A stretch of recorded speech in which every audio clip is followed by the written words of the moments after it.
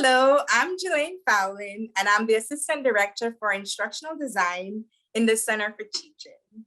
And today I have the pleasure of talking with Tucker Biddlecombe, who is an Associate Professor of Choral Studies and the recipient of the Course Improvement Grant for his project titled Choral Library Modernization. Congratulations, Tucker.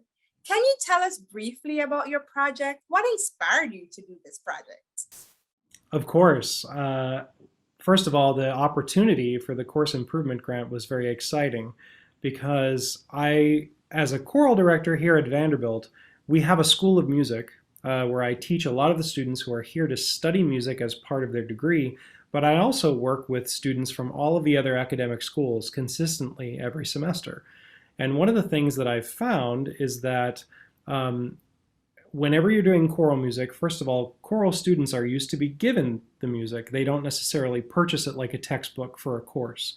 So we have a library at Vanderbilt that has been kept for many, many years by a student organization chorus called the Concert Choir, which goes all the way back to the beginning of the 20th century. Now, along with that comes a very antiquated choral library, meaning that most of the choral music that is in that library is decades old. Now, something being old is not a bad thing.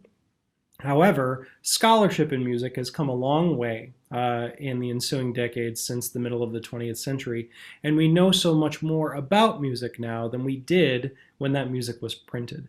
Also, we're putting a continued emphasis on composers who are people of color, composers who represent different backgrounds, different cultures, nationalities. We're putting a greater emphasis on composers who are women. And our choral library, because it's been around for so long and because it represents a different era in choral music making, doesn't represent those areas in an adequate way. That's no one's fault. It's just how it was built. And the Course Improvement Grant was a great opportunity for us to begin an effort to take some of the music that was a little more antiquated, not particularly modern, and didn't follow those diversity guidelines, which I feel very passionate about as a member of this institution. What we need to do is we need to take some of that music, we need to donate it to different entities in Middle Tennessee. We need to create room, because as with any library, it doesn't expand. And we need to purchase more music that represents a greater cross-section of both our university community and also our musical community. Thank you so much. Such a great inclusive effort. You kind of hinted on this in terms of having representation and also representation of our students, but also of the scholarship of what has been happening in the music industry. But can you elaborate a little bit more on the anticipated impact of this project on students and the Vanderbilt community in general? Well, representation is critical, and often in classical music, it can be difficult for a student of color, for a person of color, to see themselves represented on the stage. Although that's not ubiquitous, at times I've had conversation with students who have expressed that to me. So we have another avenue.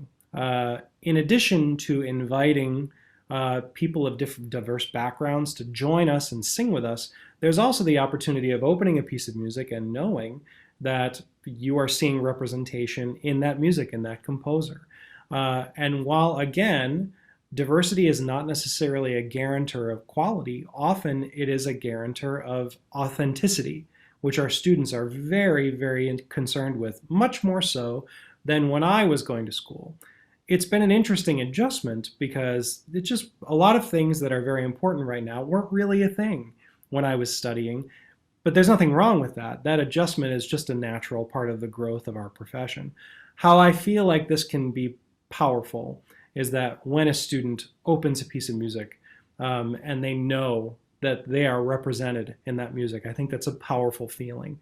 And also creating a better understanding how we can create more authentic performances of music of different cultures, of people from different backgrounds, because I think excellence goes with authenticity, and that authenticity can only be learned when the textbook, or the music in this case, is the right music, the right scholarship, and constructed with the right ideas in mind.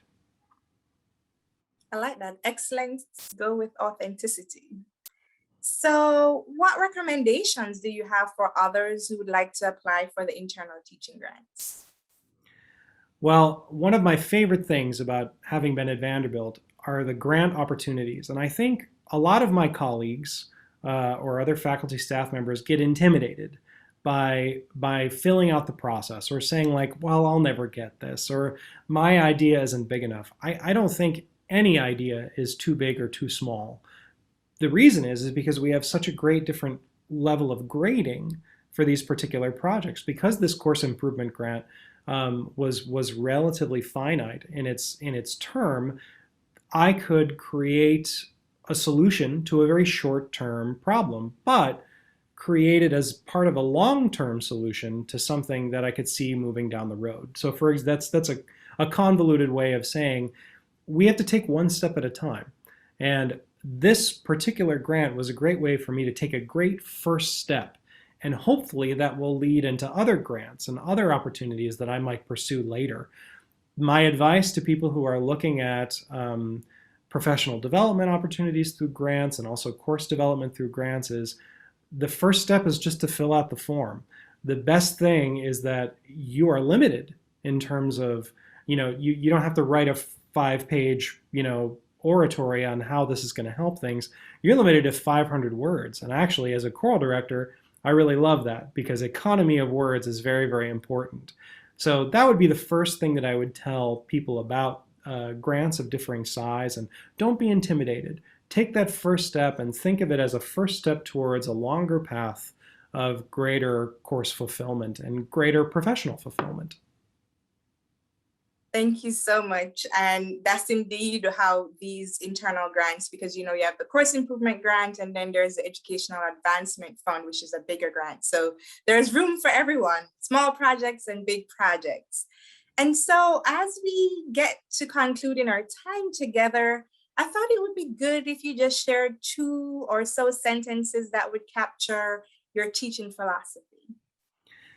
Well, I was a high school choral director before I ever came to higher education, and I feel like that informs my teaching every day.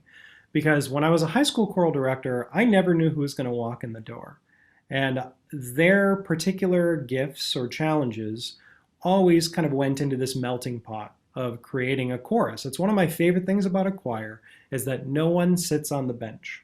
Everyone is a starter. When I was in athletics, there were people who played and people who didn't, and people who made the team and people who didn't. While I have auditioned choirs and things like that, our beginning choirs here at Vanderbilt are unauditioned, and it is a mixture of chemistry majors and music majors and math majors and people who are undeclared and kind of searching for a path. And each of them have a special gift. I want to make sure that their gifts are a part of the whole, and I want to make sure that no one sits on the bench. So my philosophy of teaching is that everyone has a skill to bring. It's my job to find it, and it's my job to create that melting pot of a chorus, which is a challenge and a joy every year. Thank you so much. I think I will call you, I'm giving you the title of inclusive professor today. Your project is about inclusion and your teaching philosophy has this inclusive element to it. So I enjoyed our time today. Thank you so much, Tucker. Is there anything else you'd like to share? No, I don't think so. Thank you so much for the opportunity. Thank you.